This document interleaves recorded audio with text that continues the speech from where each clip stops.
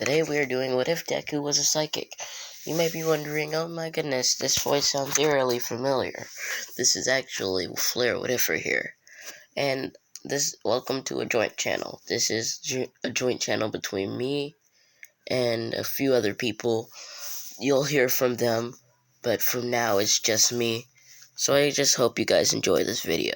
So today we are doing What If Deku Was a Psychic? Part 1. So Deku, when he was a kid, had a lot of things going on with him. He was able to hear everything, their thoughts, what they want to do in their life. Deku heard all of it. He was able to stop it for a few seconds, but yeah, Deku was kind of happy. Deku already knew he had a quirk, but yeah, it was a very strong one at that. And yes, let's just skip till Deku was 4. When Deku was 4, he went to the quirk doctor. The quirk doctor said, "Your son has a very strong quirk. It's called psychic." He's like, "What can it do?" He's like, "Well, the basic understanding is Deku has telekinesis, pyrokinesis, electrokinesis, and a lot more others." He also has telepathic abilities to read people's minds. If you don't know what telepathy is, Deku was happy with his life and having that quirk. Deku was proud of himself. Deku went to school the next day saying, "My quirk is called Psychic," with a smile on his face. And Bakugou, everyone else was actually happy because Deku had a strong quirk and very flashy.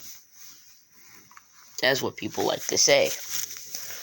Deku felt that no one was being genuine. He knew that they only liked Deku because of his quirk. And one day, Deku was tired of it. So, he did the one thing that no one ever expected. Deku wanted to take the Quirkless approach. So, he said, I wish people thought I was quirkless, because at least they wouldn't treat me fake and show me how they actually feel about me. So, one day, Deku went back in time. He said, "What happened?"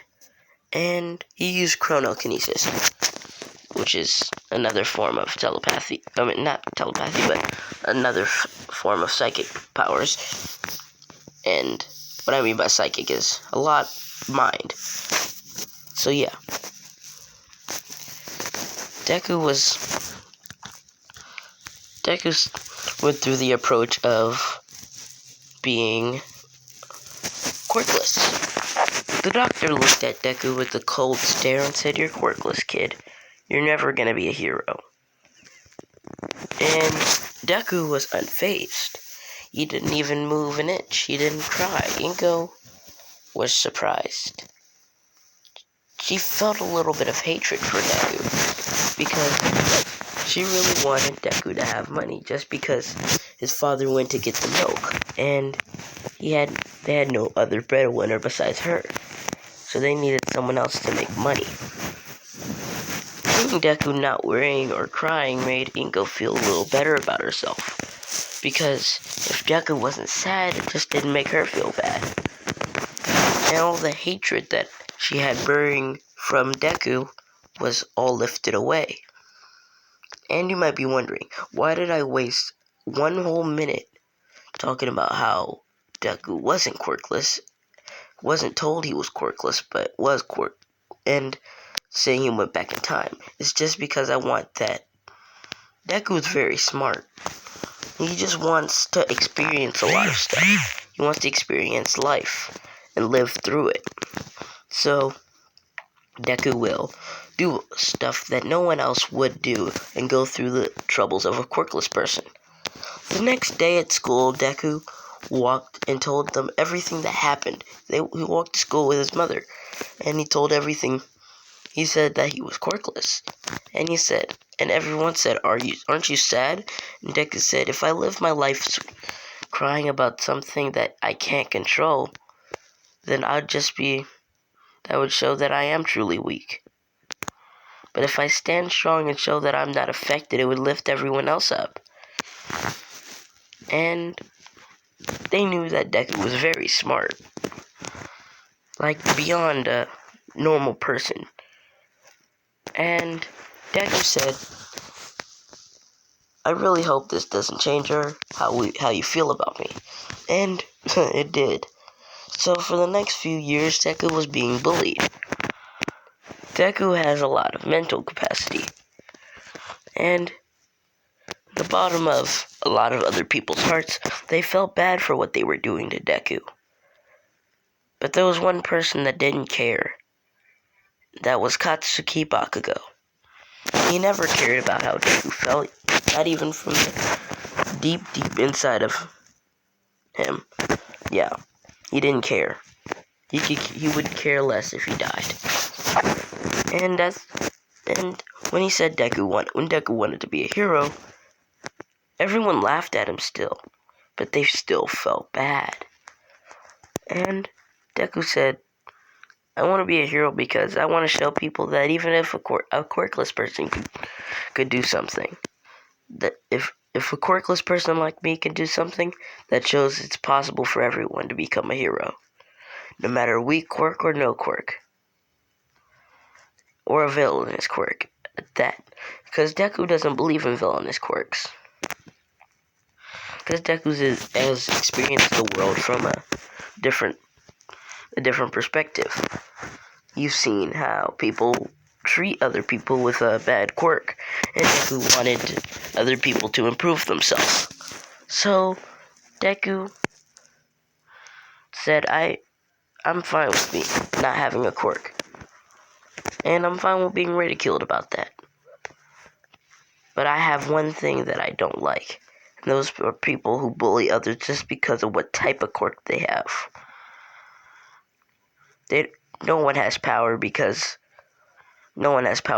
of their flashy or strong quirk. Not even you, Kachan.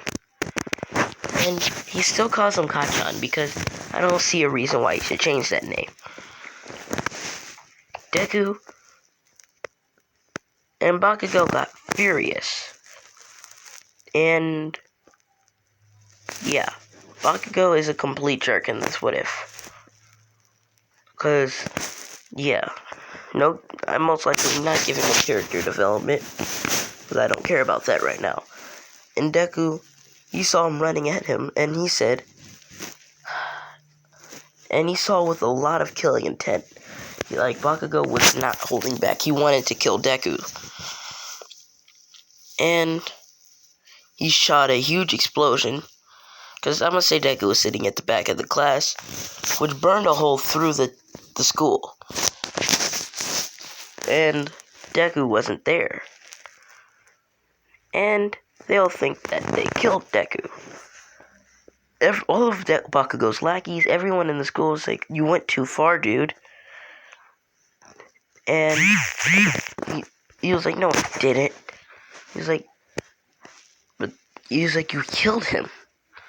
He was like, it was quirkless anyways, who cares? And one of the kids finally grew something and said, no, he was quirkless. He couldn't control that. Well, what if you were quirkless? And the roles were reversed. And Deku said, yeah, what if you were quirkless? And faced through the wall. He was like, yeah, what if you were quirkless? How would you feel? Everyone was shocked to see Deku was still alive, and see him face through the wall. And he was like, wait, how did you... He was like, well, I never told you what my quirk was. I said I was quirkless. Never was. And... yeah, he was like, I said I was quirkless just because I wanted to experience the world from a different perspective. To see how the world actually was. Without people without having a quirk. I could have tested this out on other people, but what was the fun in that? Only people from life experience can learn something truly. And for you You won't learn anything unless you actually experience it. Deku poked Bakugou in the head. He was like, well, ow, what was that for? He was like, and he was about to shoot an explosion in his face. Nothing happened. And Deku shut down his quirk. He shut it down for a good 2 days. He told Bakugou, you will have no quirk for 2 days. Let me show you what would happen if the roles were reversed. And yeah, Deku looked at him and said, maybe you will learn the error in your ways. Your quirk will come back in 2 days. And yeah, Deku was sitting down on a bench. And he was like, okay, it's time for me to go home. And the Sludge Villain happened. It's going to be sad because Bakugou won't be able to shoot explosions. So yeah. But yeah. The Sludge Villain tries to jump on him. Deku using the earth traps him in a rock. And the rock fragments get inside the sludge. That's what the Sludge Villain's trying to do. And he says, you made a huge mistake. And he says, shatter. Pretty much shattering the Sludge Villain. Turning into gloops of sludge. And All Might says, I am here. And All Might sees the Sludge Villain all in pieces everywhere. All Might's like, who did this? And sees Deku standing there. Not sitting. And Deku's about to walk away. And All Might says, you did this, kid. You're not allowed to use your quirk. And he was like, well, he tried to attack me. I'd rather not die than be attacked and hurt. And Deku walks away. All Might, using his major clumsiness and plot convenience for the series, the Sludge Villain he drops a bottle. Bakugou kicks the bottle in, because he's mumbling off because of Deku and what he did, and sees that the Sludge Villain wraps around himself, and Bakugou is still making a lot of noise, because, he's Bakugou. He's not making much collateral damage. And they think, oh my goodness, it's a villain attack. And they can't do anything. Just like in canon, no one actually had a quirk that could help. And yeah, because Deku shut down Bakugou's quirk, he wasn't doing much to shoot explosions. So yeah, he couldn't do much. All he could do was struggle and wait for someone to help, which actually no help came. Deku, seeing Bakugou in his little struggle, a smile forms on Deku's face, saying he's finally learning his lesson. And he looks up and says, disperse. And the Sludge Villain shatters again. And before Bakugou falls to the ground, Deku uses telekinesis to catch him. And yeah, he's about to walk away.